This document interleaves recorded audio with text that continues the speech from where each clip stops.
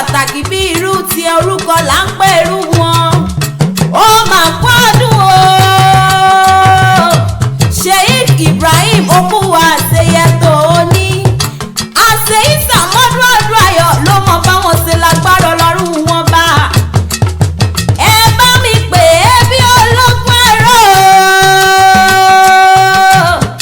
Ẹ bá mi pè Ibrahim Adílógbà sọ tí sọdọ́bí lónìí. Mèbí bá a bá pèrè àkọni àfidà lálẹ́ gàràgà. Salmon dákun gbéra nílẹ̀ kò dìde pírí lólogó ń jí. Ó mà kú ọdún Okuwa àṣeyẹ tó ní. Founder of Ibadulahi worldwide mo kí Okuwa àṣeyẹ.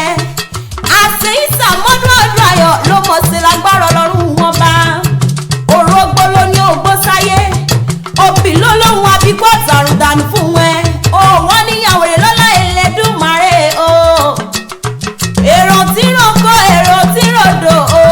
Ẹ̀yà bá mi kí ránṣẹ́ Ọlọ́run tó ó tọ́ tí sọdọ́bí lónìí. Bàbá onínúure ọlọ́kàn ire. Ó dàdún orógbó àgbò. Ó bá dọ̀dún òbí dandan ní kárọ́mọ̀ òbí lórí àtẹ. Ó sọdún ọdún yìí ó ṣe tẹ̀mí ìsílọ́lá Ọlọ́run wọn bá. Ìwòye ọdún tó ń bọ̀ síbi ilé rẹ̀ èlé ni. Àwọn ilé rẹ̀ èlé ni. Ìwọ wá ní báwọn sí nílé lọ́jọ́ tẹ́bi bá ń palẹ̀. O ò ní rìn lọ́nà lọ́jọ́ tẹ́bi bá ń pọ̀nà. O ò ní bẹ́kún sùn o ò ní bẹ́kún jí. O ò ní ríhun gbé sọnù bí o ṣe bí ọmọ. Lílọ bí bọ́ọ̀lì oníbọ̀mọ ara ayé nínú. Sheikh Ibrahim ti sọjọ́ bí lónìí. Ẹkú ọdún Okuwa àṣeyẹ. Oyin mọ̀ọ́dún tẹ̀ nínú afárá o. Èkùkù mọ tirẹ̀ lálárèrè. Gẹ́gẹ́ bí ejò ó lọ́sẹ̀ mọ tiẹ̀ nínú àpá o. Lọ́mọ òsè pàrọ̀ ṣe ní wá kí yín kú ọdún kí yín kú àṣeyẹ. Ó ní ọdọọdún lẹ́mọ̀ bẹ ìran ọ̀tẹ̀ níbẹ̀ sọ àtẹlẹsẹ̀ yá sí mọ́ bẹ́ẹ̀ náwó. Òjòjò ní sọ́wọ́ kó má lè nàjà kókókó lára ẹ̀yìn ó mọ̀ lé bí ọ̀tá. Ẹni ní ẹ má bọ̀lẹ̀ ní débálẹ̀. Ẹni ní ẹ má rí tẹ ẹ̀yìn ṣe ìyá tí ń jẹ táyà ọkọ̀ ní ojúlúwa rẹ̀. Gbogbo àrídùnnú yìí ò ní darí pò ṣe. Gbogbo ohun ẹ bá ń dáwọ́lé Ọlọ́run bọ́jọ́ máa yọrí sí rere ni. Wọ́n rán mi wálé o. Mùtó ìdùnnú ọmọ òsè pààrọ̀ ló rán mi wá bí. Ó pè wíwù mí dákun gbéra nílẹ̀ kò dìde dákun wọ́n bá mi kẹ́ni bí ẹ̀yìn èèyàn bí èèyàn. Òde kílékún òwò dẹ̀dẹ̀ tayọ̀tayọ̀. Bàbá onínúure ọlọ́kàn ìrètí sọjọ́ bí lónìí. Ó pé dákun báńkì yìí kórì rẹ̀ ó léwu o. Ó pé dákun báńkì yìí kórì rẹ̀ ó lè dìde. Ó tún pé ń bẹ̀rẹ̀ lé àwọn bàbá àtòbí ọlọ́mọ. Adílógbà ṣoṣo ní màníṣó ní abẹ́ ẹ̀hún ni. Ìlọrin nílé o.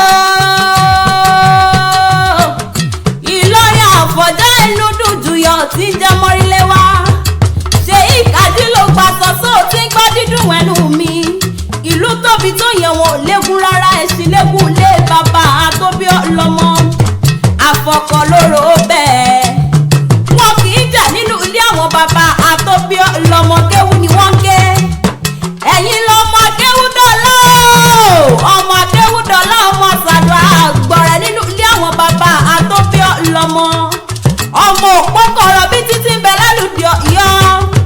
Òpó kọ̀rọ̀ bí títí ń bẹ lálùdí Ọ̀yọ́ nínú ilé àwọn bàbá àtòbí ọlọ́mọ ni. Òpó gbọ̀rọ̀ wọ́n ní ká kọjú rẹ̀ síná.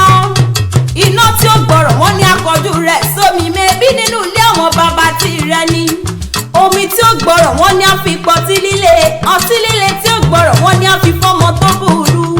Mẹ́bí nínú ilé àwọn bàbá àtòbí ọlọ́mọ ni. Ọmọ wo ni ó gbọ́rọ̀ láfọ̀já lé? Ọmọ wo ni ó gbọ́rọ̀ wọ́n ní akọjọ́ ọmọrílé wá sógun. Mo yẹ bógun òun làfọ̀já jà títí tí ò ṣẹ́rí wálé. Lọ́fi lọ tẹ̀lú àwọn bàbá yín tó nínú ilé àwọn bàbá àtòbí ọlọ́mọ ni. Ìlọrin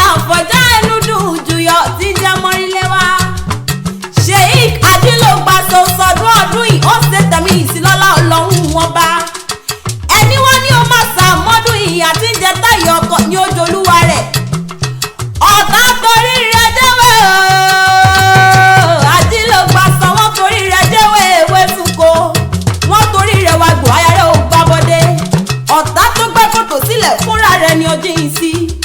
Ó wá dákẹ̀tẹ̀ nílékè orí, bàtà nílékè ẹsẹ̀, bá a bá bẹ̀rẹ̀ ọwọ́ yọjú orí lọ ni, bá a ló sọ ọwọ́ yọjú orí lọ, gbàgbọ́rọ̀ ló mọ̀ yọjà wọn tá a rẹ̀ lọ.